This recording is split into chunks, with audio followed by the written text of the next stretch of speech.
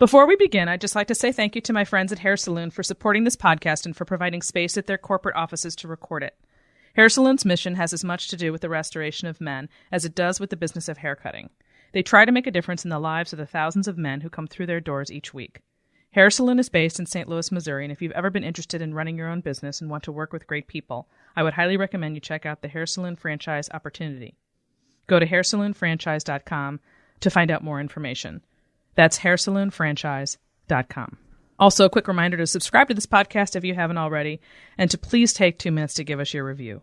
And if you have a question or a comment you'd like to share with our listeners, go to Suzanne at thesuzannevenkershow.com.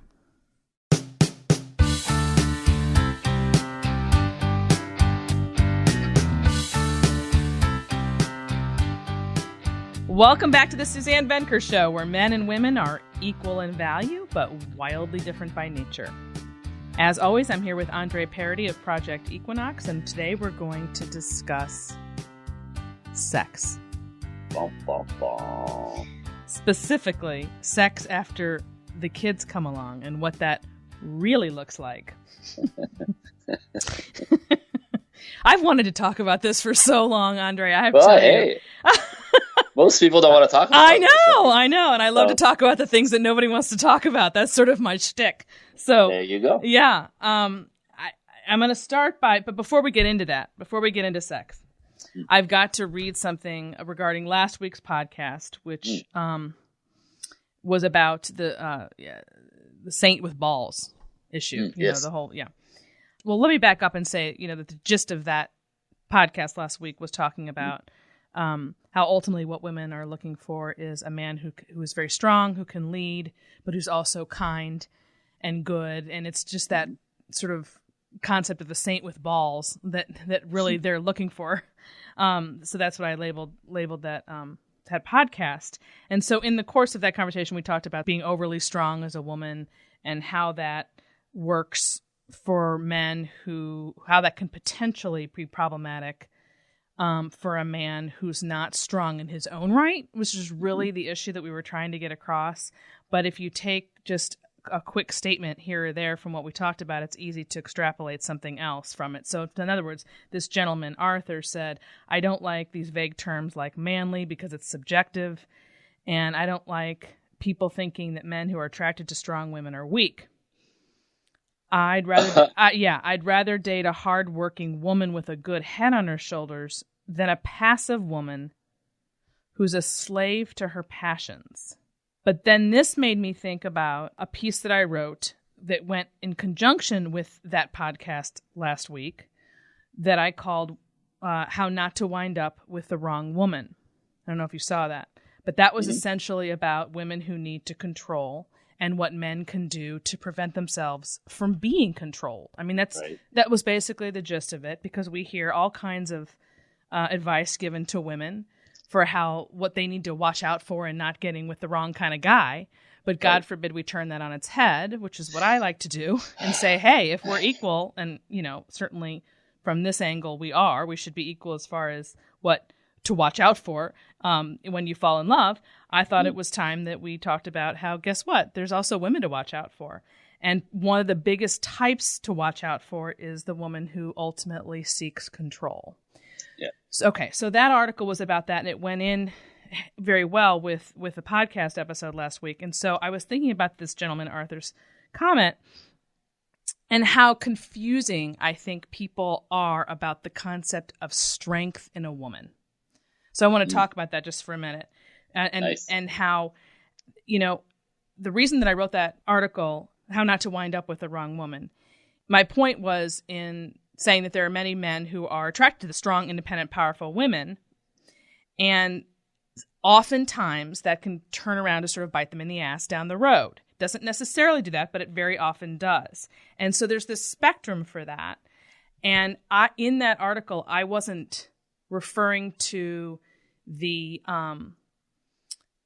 how bad it can get for women who might be, have a personality disorder or have or are harmful like this. I don't know if you heard about Johnny Depp and his wife. Yeah, Amber Heard. yeah, Okay. of course. So you take a situation like this where she's clearly abusive of him, and we have such a hard time understanding that any man can be a victim of that.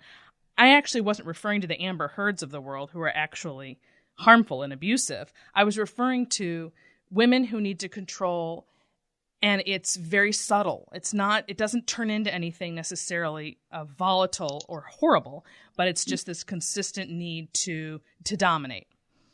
So it was interesting that this guy made this comment that he'd rather date, I don't understand what he meant by a hardworking woman with a good head on her shoulders than a passive woman, as if those are the only opposites you have.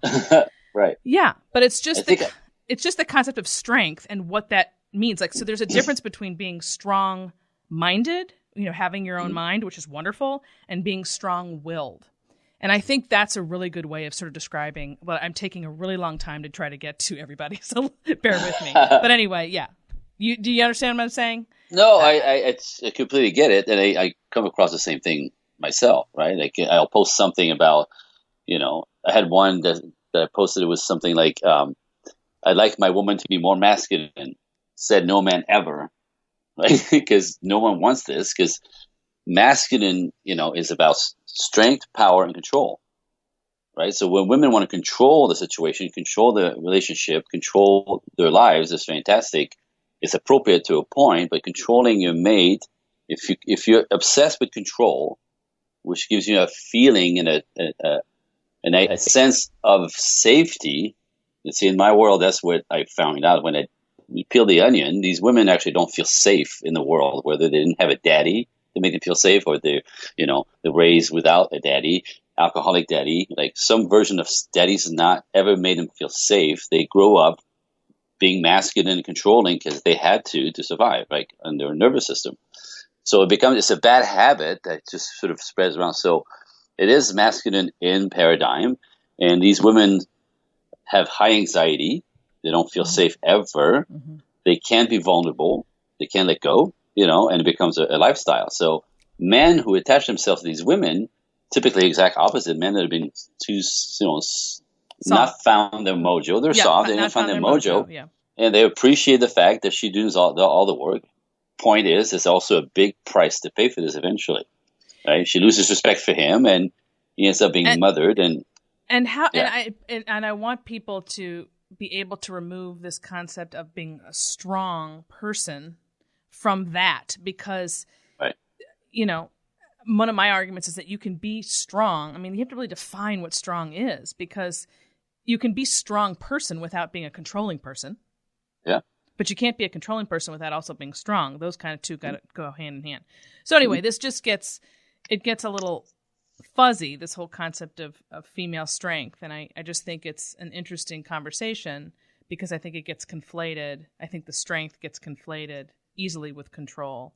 And it doesn't have to at the end of the day, is what it just often does. So that was the right. point. Well, because, the paradigm of it, I think that my idea of strength in a woman is the ability to have boundaries and say no. There you go. Right. That's strength, right? It's like, you could have, if you know who you are, you have good boundaries, you're a healthy woman. Yeah. You don't need to control everything. It's actually better for you not to. It'd be more in flow, but, handle your stuff. But when your strength comes into somebody trying to make you do something, or, cross a boundary of some kind, you go, I'm not comfortable with this. Yeah. I don't really want this, like boundaries. And so that's appropriate feminine strength, which is clean, big boundaries, around you, so that you don't get run over, taken over. It's different than taking over. It's different than taking over and pushing everybody around and wanting your way. That's what I'm trying to say. There. See, now you said that much more succinctly than I did. Okay. That's why you're here, Andre. See. Okay. Okay. So that's it. I just wanted to address that email from Arthur, and now we're going to move on to the subject at hand. Yes. Almost 100% of my coaching clients are struggling with the same dilemma. Their circumstances vary, but the underlying issue is the same. They're swimming against rather than with the biological tide. Out of fear of depending on a man, not just financially, but in any way, the woman has lost touch with her femininity and has supplanted the masculine role. In response, her husband has become either passive or argumentative. The result is a standoff. Resentment has set in, and the sex and respect are gone. These couples are right to be worried. The good news is, this is fixable. If you're single and struggling in love, or if you're married but feel frustrated and alone, I can help. Go to SuzanneVenker.com, that's SuzanneVenker.com, and click on the coaching button at the top. Once you sign up or send me an email, you will hear from me personally within 24 hours. Don't wait another minute to acquire the mindset you need to find love and to sustain it. It's so much easier than you think. That's SuzanneVenker.com. So I posted this meme recently where I said, remember the sex you had before the babies came. I don't know if you saw that. Yes. But I received over 100 comments that run the gamut of people who had a lot to say about that. So I was going to read a few of them just to get us in the mood here of this conversation, because I thought it was very funny. All right, 1. My general observation is that sex after babies is less. A lot less. For women, it becomes more of a have to do than an I get to do. That was obviously from a man. Although it could be from a woman, but it was from a man. And this is another one. I have a 7.5-year-old daughter who is amazing at being birth control. LOL, she won't sleep without her mother. I don't think that's an LOL. I think that's a problem. But anyway, I'd say that's some pretty big birth control right there. 3, it's the same after babies if you know how to manage your kids. Make them go to bed early and you can have 2 hours of fun every night. 4, I love this one. Because I'm in it currently. Teenagers. And all of our bedrooms are too close together. We're looking for another house. I loved that one. Move. I loved that one. And, it's tongue in cheek, but it's actually kind of serious, too, at the same time. Sure. 5th. Yes, but the one after they go away for college is so much better. And then you're going to laugh at this one. This is my personal fave. Remember, the question was, remember the sex you had before the babies came? And this gal says, yes, ! 9 times in one night.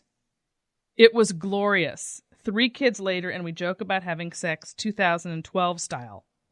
Still do it frequently, but wow, is it different. When you have to hurry up because a baby is crying, etc., I get why so many women lose interest after kids. I don't know about not 9 times in one night. I actually responded. I responded to her and I said, I think his penis would fall off. I'm really not following this. I don't believe that. But she actually said that did happen. So I'll have to take her word for it since I wasn't there. I'm guessing just because, Viagra? I don't know. I don't know. She didn't. Man, 9 times? I don't know. I've never heard of anything like that. But at any rate, I couldn't handle it. I don't know what I would. I mean, I don't even understand the whole concept. But okay. Yeah. If that was good for her, great. Them, I should say. So, but the last part of what she said, when you have to hurry up because a baby is crying, I get why so many women lose interest after kids. Okay, this is the part. This is what I want to talk about, because this is the reason why I wanted to do this segment. I think that, and that I specify, I originally called this married sex, but that's not really what I was getting at. I was getting at marriage after kids, because if you're a couple that never has kids, this wouldn't apply to you.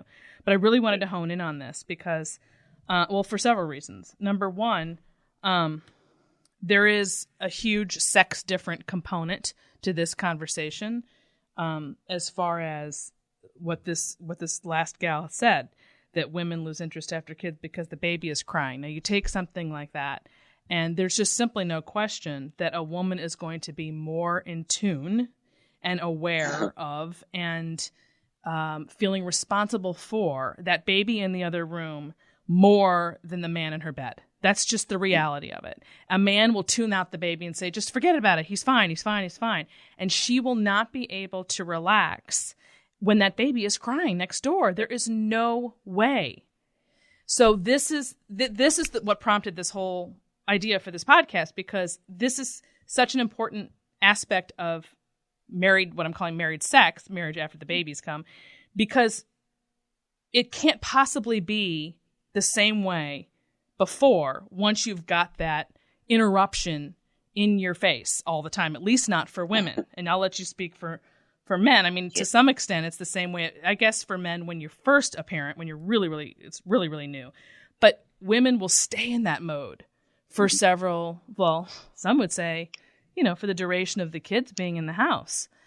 And I wanted to address that. I wanted to talk about that because I think it's real. I think it's normal. And I think there are things that we can do about it and things that we can, ways to work around that. So the fact that men don't need to be warmed up, for example, for sex in the way that women do makes it such that having the babies, or not even just babies, but the kids in the house isn't quite as much of a drain on them in the same way sexually as it is for a woman. And I also think his desire doesn't wane at all, but I think that a woman's does. In fact, studies show that technically, for physiological reasons, at least at the beginning, it does happen to women that their interest wanes after babies. But of course, you've got children for 20 years, right? 18, 20 years, assuming you have a couple of kids. And that's a long time to deal with this interruption, if you want to say, into our sex lives. So I'm going to stop talking now for a moment so you can get a word in edgewise, Andre. You look like you have something to say. Me, something to say? How unlikely. To me, though, it's just another phase of life. It's another phase of how life develops. There's life before marriage and life after marriage and life pre-baby and life post-baby. And so it's all, since it's not like a couple of week adventure, it's a 20-year or so adventure, you got to flex with this somehow. Yep. Right? It's a different thing, different habit, but there's people have been working it out, right? There's a way to work this out. So I know for me, if I'm going to get personal, I remember it was no problems until the kids were about, I think it was 9 years old the first time my son walked into our room and said, "What's with all the racket?" I've always had that fear, but it never happened. No, it my God. happened. And I was in a position that I'm like, he used the word, wait a minute, hold on, back up. He used What? the word racket at the age of 9? He said racket. He says, "What's with all the racket?" I swear to God. And I didn't know because the room was dark. He just walked right in, and I was not sure from the way I was positioned what he had just seen, which really worried me. But seemingly, he didn't see anything. He was just woke him up from the noise. That was the first time we were like, "Oh, we have to be," because when they're little, they sleep like logs. Yes. Like they're passed out. Yes. You put them out of the car, put them in the garage, put them anywhere. They're sleeping. They're dead. But by around 9, seemingly, not so much. So that was when that started being a thing. And I thought, for me, it was like, okay, so we have to be quieter. Okay, it makes sense. Get it. But like you said, for her, it was never that again. Like for her, there was an awareness that even if there's an awareness that if he's awake, he can hear this. And that just took her out. Yes. Freaking took her out. Same. And it was so difficult to get her to relax because she couldn't. Because what if he's listening? What if he's what if he And then my daughter started complaining that she could hear me snore. So that was like, okay, now so now she could hear across the hall. Damn. Right. So that was sort of, okay, Houston, we have to do something, right? It's not really a problem. I don't know if Houston is a problem, but it was like, we have to do something else. So what did you guys do? Because I tell you what I did next. What did you guys do? Okay. Well, so you got it. So you're, let's see. I have this next thing I was going to say is these different stages of married sex, and I listed these different stages. So I'm going to just read those really quickly because you're basically in number 1, 2, 3, 4, 5 here. Okay, this is what I wrote down: complete freedom at first, right before the babies come. Complete freedom. You're married; it's heaven. And from that end, then you have the bodily changes that go on during pregnancy, which kind of changes things a bit. Then the babies come, and you have total sleep deprivation, which changes it yet again. Everything. Eventually, after a few months or years or whatever, you have, because you got to count, I guess, for the other kid that's going to come along or what have you. Normal sleep again at some point. But as you say, the children are young enough, they don't know what mom and dad are doing. So that's stage 4. And then 5th, elementary age kids who go to bed at a decent hour. So you can at least account for, okay, by 7:30 or 8, at least they're presumably out. But as you just said, as you just pointed out, it's not that simple unless you just are really quiet. And I'll come back to that in a minute. Your question about how to avoid that in the future. And then the teenage years, this is where I am now, where there always seem to be young adults in your midst, meaning you have this roommate instead of this kid who's fully awake past your hour of bedtime, which is where we are. And then the empty nest years. So those are the different stages I wrote down when I'm thinking about sex and how that. Okay, so the first thing I thought of when you described yours was, okay, the only way to alleviate that from happening would be no noise, can't make any noise, and lock your door. Okay. No. Well, clearly you didn't do either of those things, which is why that happened. Well, they don't work. She was still aware. Oh, no. After the fact. Yeah, I'm sorry. I meant, gotcha. It never would have happened to begin with, probably if you had not made any noise at all, and then if you had locked the door. Now, even if that's so, he still could have heard something else. Still could have happened eventually. Right. You could have said in the morning, I heard you guys last night. What was going on? Absolutely. And either way, the moment and I am so with your wife. That is exactly where, in fact, we're still in it.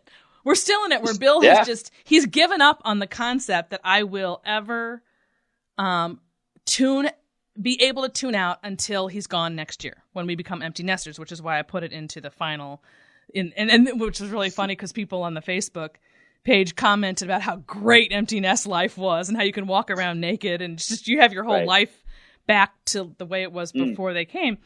But yeah, so we're still in that mode of full-on adult sharing space with down the hall, and he's 17 years old, and he's awake past when we go to sleep. Yeah. So you're talking about, locking the door and literally not making any noise ever. So I'm interrupting your story because you wanted to continue your... No, I was actually curious at that point for you when that transition where obviously they don't sleep tight.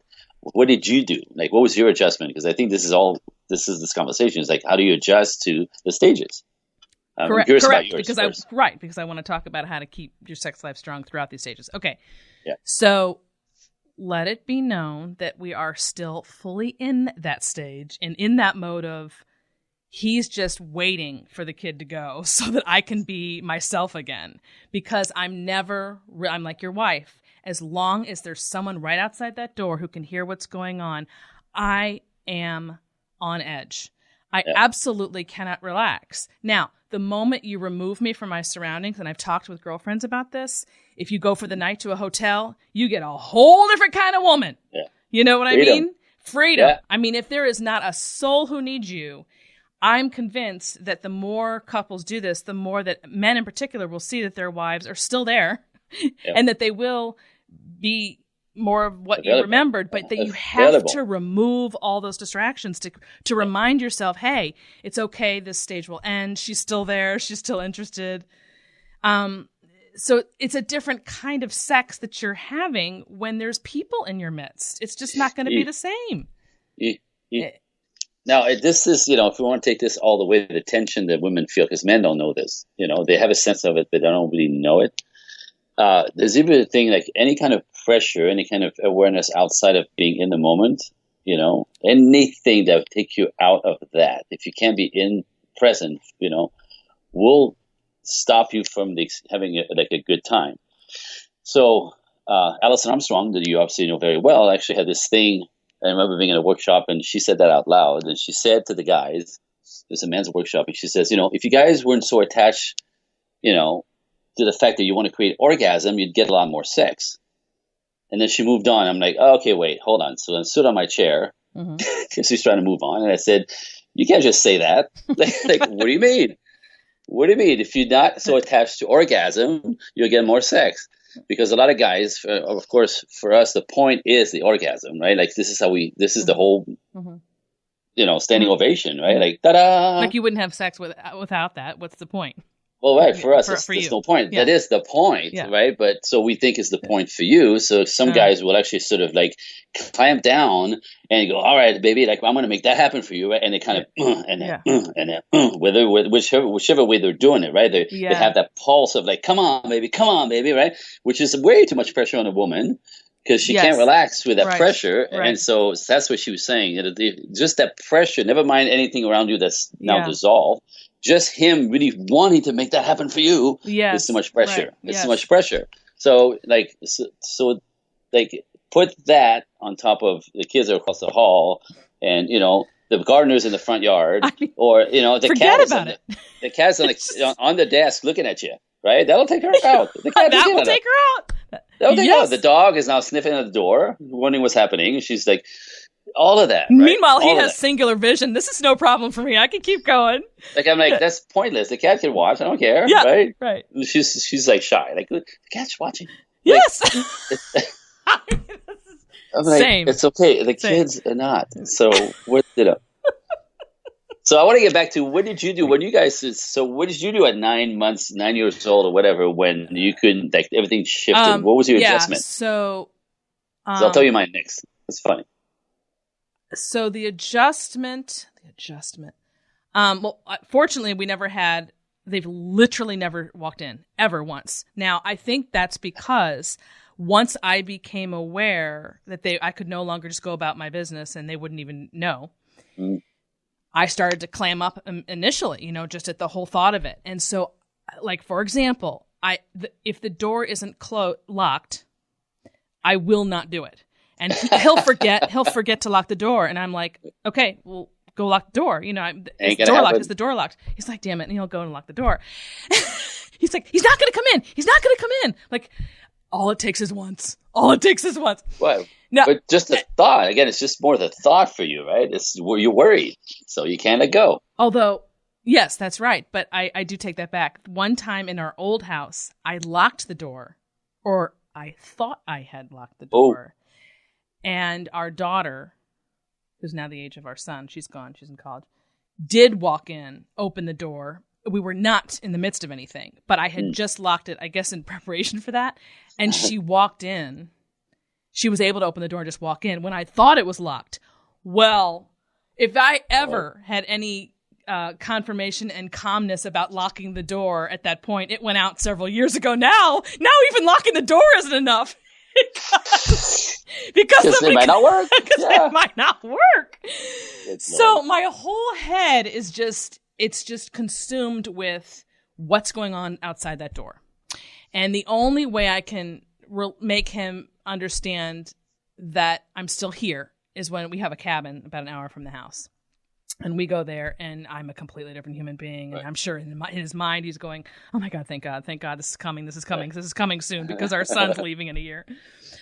So we just basically, I guess, you know what? I think the best way of putting it is like, because I'm on edge about that, I feel like those last years, and it could last 8 years, when they're that old and they're around. Yeah.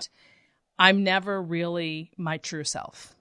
I really feel that I'm not. And I feel like it's been a struggle. And I think it's completely normal, which is why I wanted to talk about this, because I don't think I'm at all alone. I'm pretty impressed with how well we do in this whole department, considering how dramatically it has changed as a result of this. And knowing that it's ending, that this is not a problem, it's a stage and it's ending. So that's been very helpful. So I'm not sure if I'm answering your question very well about what I did. But okay. You did. So what were you going to say that you did?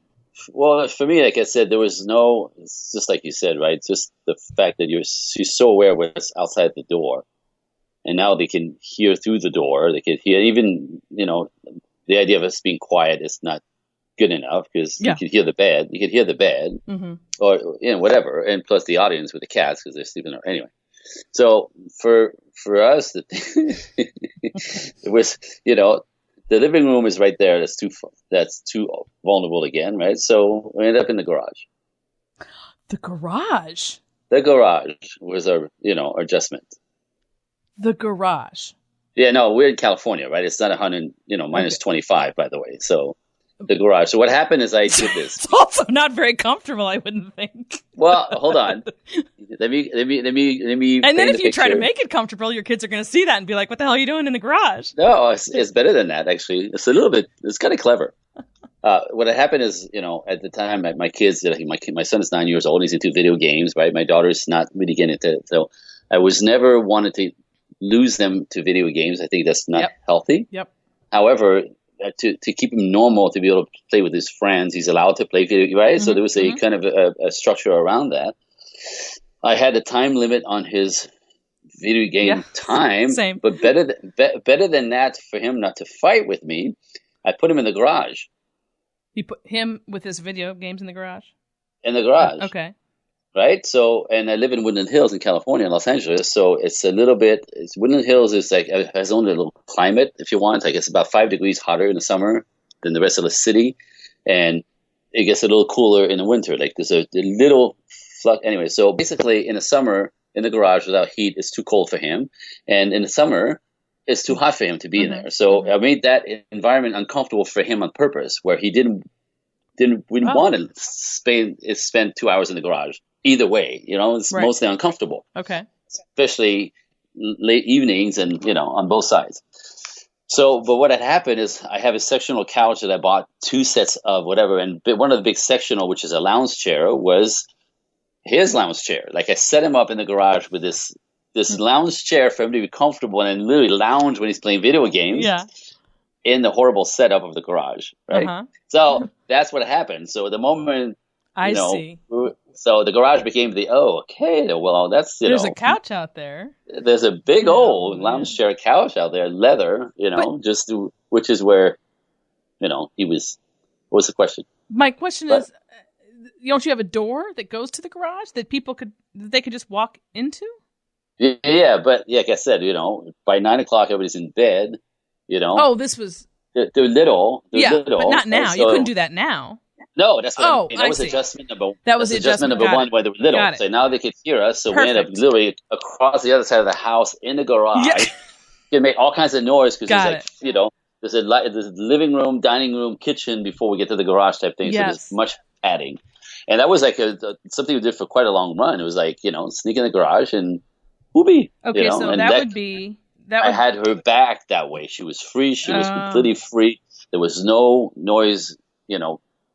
Awareness, right? It was completely fantastic.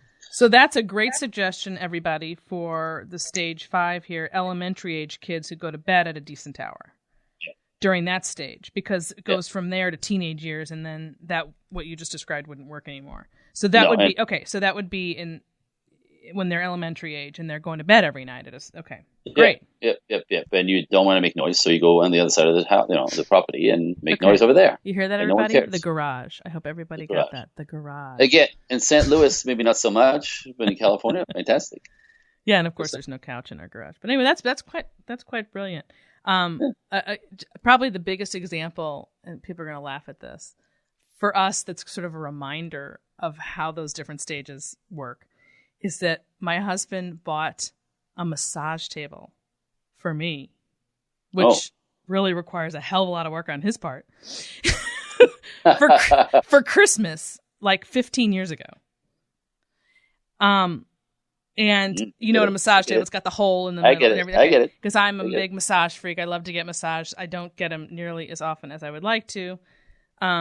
But anyway, that is one surefire way to get Suzanne to get off the treadmill, of life or whatever, and relax is a massage. So he used to give me massages on this table, and the kids were like, I don't know, 2 and 5. And they loved to play on that table because they'd get up and crawl all over it, and there's a hole in it, and the other person would go underneath and go, hi, and they'd look from above. Well, this table was permanently out in the bedroom 3 or 4 houses ago, because they were that little and the table was there. And if it's out and already set up, you're much more likely to use it, to have a massage than you would if it's all folded up. Okay, I think that lasted, maybe 3 years total. Maybe. That is pretty good. That table, we still have it several houses later. It's in our bedroom, folded up in the corner of the room, and has not been opened in about 10 years. Or more, because how the hell would you possibly relax and have a massage with your kids older? And be like, what are you doing? And gross. Like, yeah, gross. Gross. Dad, like, gross. It's so gross. Like the whole thought of it for them. So that's just this constant reminder for us because it's in our bedroom folded up, and I haven't seen that in about 10 years. Right. So that's an example of something that worked.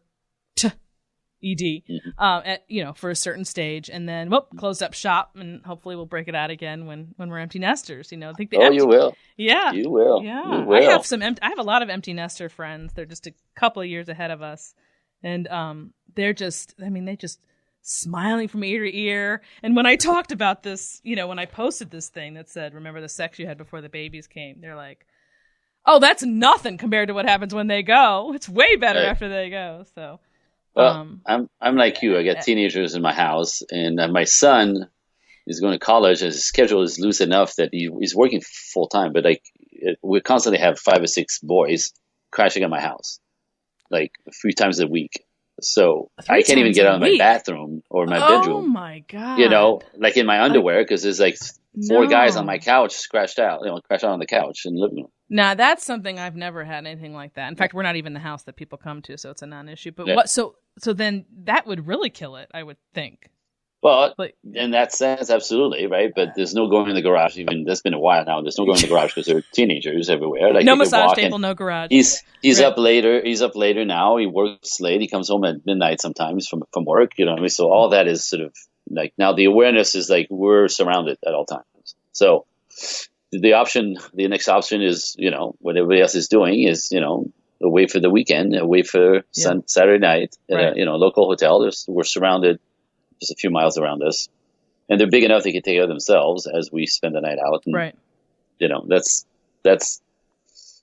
obviously not a weekly thing, but again, that's another layer of the life at this point. It's we're the house where all the kids hang out. Period. And of course, that's a whole nother. We just don't have that. But people either, that's an example of something that could also put a damper on it. And also what we haven't talked about here is the number of children you have. So I do have a couple of friends who have kind of a handful of, like a lot of kids. Yeah. And obviously the more kids you have, the harder this conversation. I mean, I can picture a couple of them right now just listening, just shaking their heads like, I don't know what they would want to say, but it's a whole different ballgame when you got a lot of kids. Yeah. Because you just prolong the whole thing, and it's just that much harder. Right. So I would love to hear, how that works for them. But since they're not here, I just picture them kind of smiling to themselves right now at how true this is for them. I remember distinctly I guess it would have been a year and a half or 2 years ago, when you moved from 2 to 1. Wait, do you have both at home or one? Yeah, both. Okay, so plus 5 as friends. Yeah, right. Yeah, that's right. So it's like having a lot. So that's true. Yeah. That's different. But we had 2 and now 1, and the difference between 2 and 1 is very much like the difference between 2 and 1 in the early years, or the first when you're baby, because if you have one baby, you can work around that schedule, and then you have this locked in time. Oh, they nap, and I don't mean for sex. I mean for anything, taking a shower or whatever. And then once you have 2, you lose that. So it's and so it reversed itself here, where if one wasn't home, the other one was in the last 4, 5, 6 years. But then when our daughter went away and it was just our son, now so for example, he works every Saturday at a hardware store. Oh, well, when he goes, the house is literally empty. Right. And the first time we experienced it was in the last year when our daughter was gone, because in the past, if one goes, the other one's still there. It was hard to have both gone at the same time for like 5 hours at a time on a weekend. It just never happened. But now he has this job every Saturday, and it finally dawned on Bill and me. We just look around like, oh my God, this is going to be every Saturday. And for the first time in really 20 years, think about that, 20 years. It was such a big deal because we felt the silence of the house and knew that it was going to stay that way for X amount of hours. And then we realized, it's going to be this way every Saturday. And it had been 20 years since we'd experienced that. Yeah. So that was a really big deal. That's an example of moving from one. And then you really felt the phase then, that you moved out of one phase into another, where you have potential window there. So to answer your question about well, you asked about when they were younger, but now that's an example of, oh, there's your window. A new transition, a new lifestyle. You transition your lifestyle and when you're going to do it and how, I mean, yeah, because you have to coordinate it around whatever your options are. Whereas before the kids come, your options are all on the table. You have anything, anything goes, right. Anything goes. You can't really plan either. That's the thing, right? You can't plan well, that way. Where this way you have actually something, next Saturday, next Saturday, Correct. next Saturday. So correct. You could actually build momentum on that and build up for it in all kinds of ways, right? Oh, no question. All kinds of ways. I mean, it's been huge. I won't lie. No. It's been huge, and that was just about a year ago. And little envious right here. I know, because it took a couple of Saturdays before it kind of dawned on us, oh my God, we have this every Saturday. This is unbelievable. And the feeling of no one being in the house. And I'm going back to thinking about my friends who have a lot of kids, like, we're so far away from that, I can't imagine. But it's a big deal. It's a big deal. Yeah. So again, it's just cycles, right? It's not the end of the world. It's not the end of anything. It's just, it goes from one way to a different way to a different way, and then back around. It does. And I do want to, I want to talk specifically, just respect to the difference between men and women again, real quick on this, to at least, because I do hear from, let's go back to that first comment that man made about my general observation is that sex after babies is a lot less. For women, it becomes more of a have to than I get to do. So it really takes just knowing that that's part of it. And that it's real and that it happens to most people. There are ways around it, as long as you don't let that become something that you resent or that you don't address or don't talk about. You've got to talk about it. You've got to find a way around it, and do things to show yourself that it's not permanent. And going away, for example, for the night would be one thing, but then also creating, like you said, you went to the garage. But understand and be more sympathetic that for women, they can't just turn it off and get into sex. This is really important for men to understand. It's not a matter of not being interested anymore or I just don't care.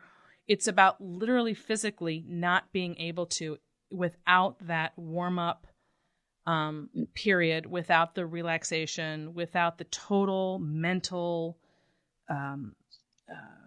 let go.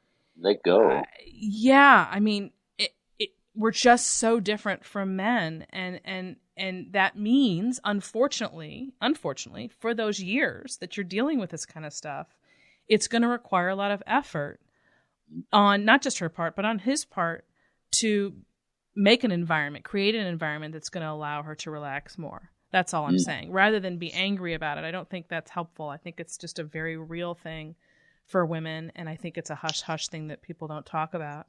Yeah. And there's no reason to not talk about it. We should talk about it. Right, for sure. And, I think the way I see it from my perspective when I talk to men about stuff like this is they don't understand really, because, we have a different pulse in life, right? We have a different energy system. We kind of, testosterone allows us to take on stress and then be okay longer, if you want to put it that way, where, like stress and children and the doings of being a mother when they're little, and then, it takes so it's all consuming all the time from dusk till dawn and again the next day, and there's no break, there's no weekends off. Right, exactly. That's an important point. Men really don't understand that a woman really, it's not, my wife, to be good in the world, it requires about 9 to 10 hours of sleep. Like that's ideal for her body. 9 to 10, not 8, 9, or 10. Ideal. When we had babies, she'd get 2 and 3 in a row, sparse, and then on, off, interrupted, up for a while, and then can't go back to sleep. And that just wreaked havoc on everything on her energy system, right? I think that's really the beginning of the change for women right there. We just right. Starting with that sleep deprivation. You have to be available and open and on excited and on to be able to do this, as opposed to it's another chore on some level, right? When you're like, all you want to do is sleep. And, I had one lady that wasn't very smart. I thought it was a little bit insane even. But she said out loud, complaining about her husband's complaining about the lack of sex, and they had like little kids. And she said, I have little hands on me all day long. I can't stand it at the end of the day. Like I've been, hands on all day long, and so I get it. That's a hard, yeah. I get it. However, at the same time, you can't completely. That's not the right attitude. That's not right. That's not right. That's not right. No.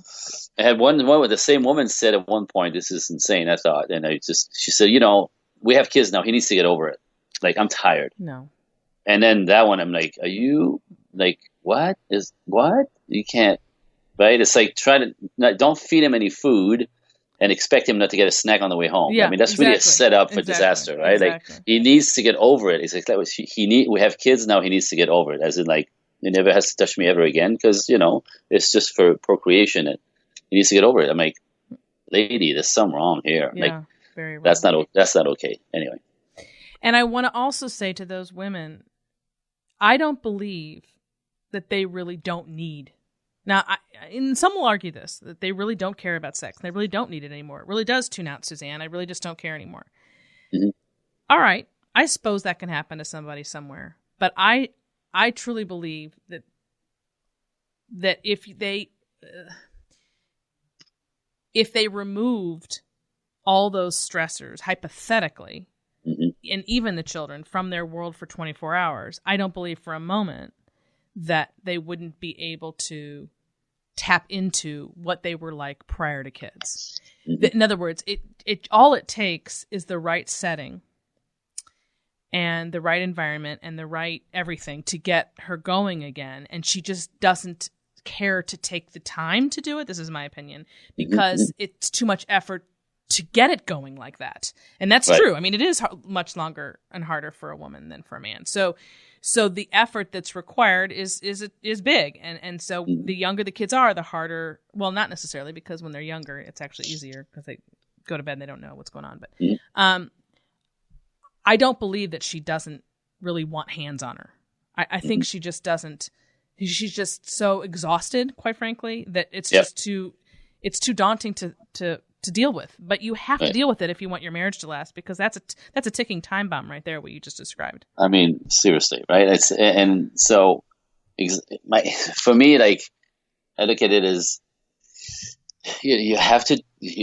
I know, and I understand when you're exhausted, right? It's like something else for you to put out or do, right? So, like, that's the last thing you want. You're just hit the pillow and you're gone, if you're lucky. I understand, but it's a relationship, right? It's a partnership. You can't abandon the husband for the sake of the children, right? Because when the children are gone, as you know, guess who's going to be still there if you're lucky? Him. Mm-hmm. Do you know what I mean? So I don't know if you remember this. Years ago, there was a lady that was on Oprah. It just kind of came all over the internet as well. We said that you should never make your kids the priority in your life. As a mother, you should take your husband and keep your husband as a priority. I completely agree. I completely agree. But the audience went crazy and calling her names. And how can you not take care of your kids? And your husband, is not yours. Your kids are your flesh. It's just like, no, my husband is the one I created this life with. My husband is the one who is making all this possible. I care for my husband. I have a different awareness with the kids, but I do not, I love my husband more than my kids. And the way she put it was super, super healthy and logical. Like, he comes first. Marriage first, yes. Kids second. Absolutely, because the marriage falls apart, then everything falls apart. And everything is gone, right? And it's interesting for me. It wasn't like, it sounds weird, but it wasn't. She was saying like she doesn't love her kids. She was saying that she had really good boundaries around the kids for the sake of the marriage and the husband. Like, that was primary. And again, she's the one that said, in 20 years, who's going to be here with me? Him. So I got to make sure that he wants to stay and that he's okay, that he's good, and take care of him appropriately, or us as a couple, primarily. I think that was very much understood back in the day, and people did put marriage before the kid. Well, it was so turned around. It was so different. I mean, adults first, children second, Right, right. They come with you along for the ride. They don't disrupt your life to the point where you just forget about everything you had and then, create your life through them. That's not healthy. No. Because that's what a husbands say. And I know I'm sorry to cut you off, but that's what husbands say. Like, I lost my wife. Yeah. I just lost my wife to the kids. Like, Absolutely. she doesn't care that I'm here. I'm just like, make sure the lights stay on by making money. But I could just be a roommate, and the guys eventually resent that.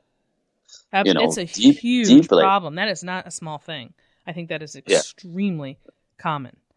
Yeah. For me, it's, if you care, it's a little bit of, like, I remember this really well. Like, I knew that pregnancy was going to take her out. I knew having a baby was going to take her out, the breastfeeding and all that it takes. And, motherhood is overwhelming.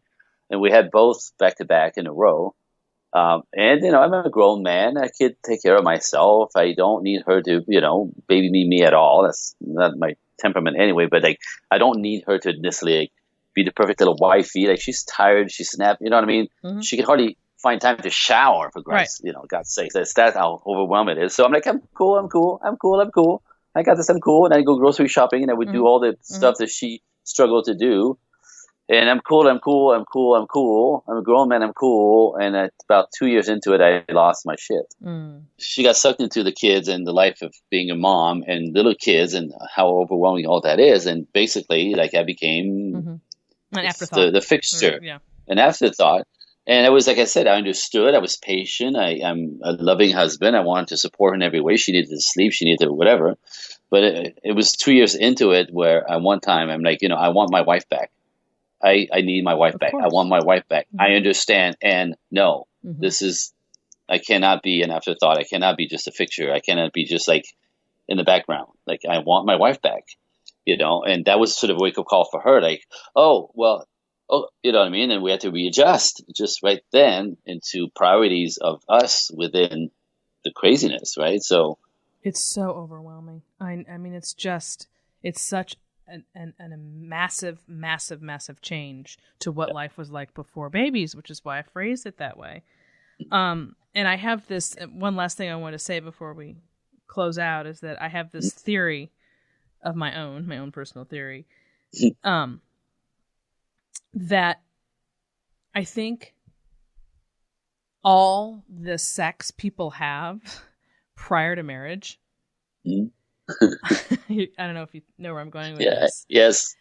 Does an incredible disservice to anyone who wants to be married and plans to be married, because sex post-marriage looks and feels nothing like sex pre-marriage. And because of the culture we live in today, where sex is so, what's the word? Primary, free, celebrated, whatever.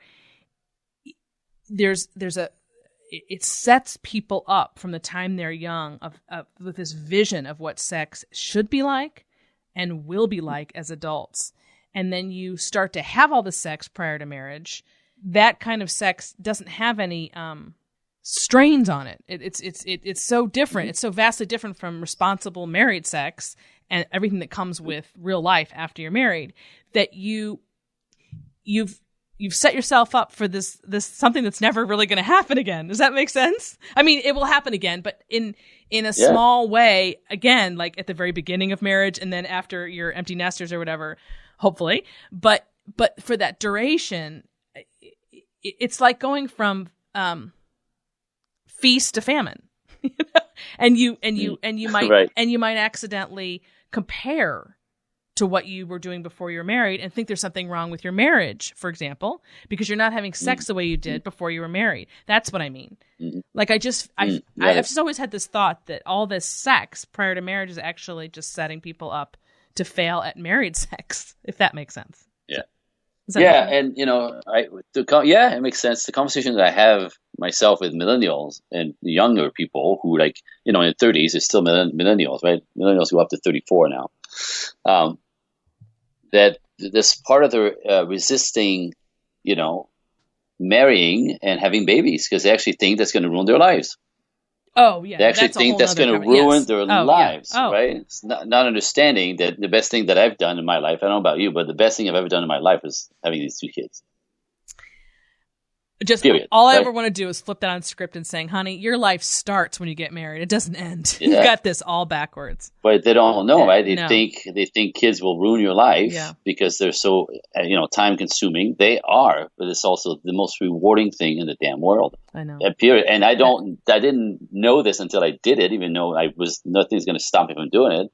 But like the rewards and my God, life starts, again when they become young adults, and it's a whole.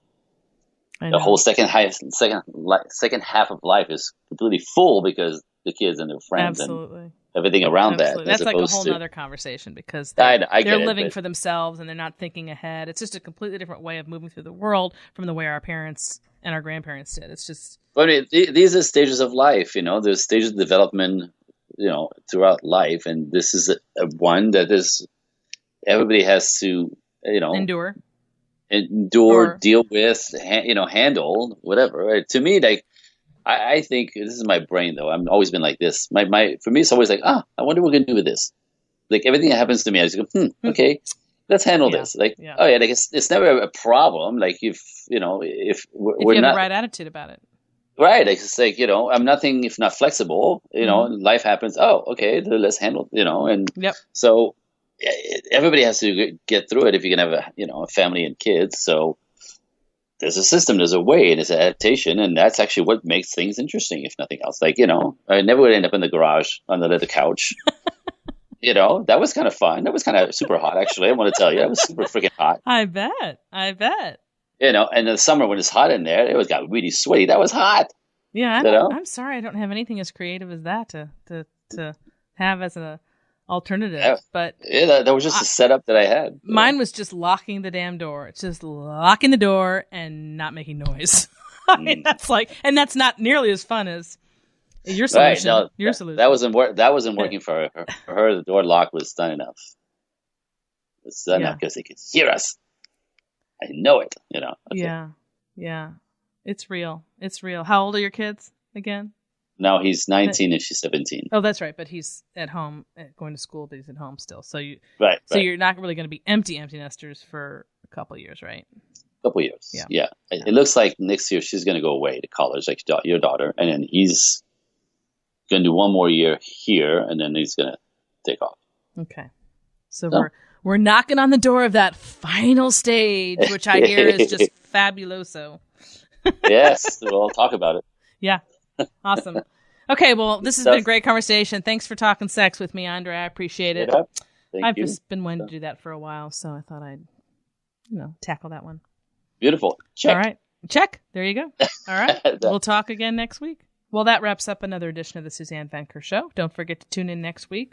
And if you haven't done so already, don't forget to subscribe to this podcast. And if you have a question or comment for me, go to Suzanne at thesuzannevenkershow.com. Thanks for listening, everyone. Have a great week.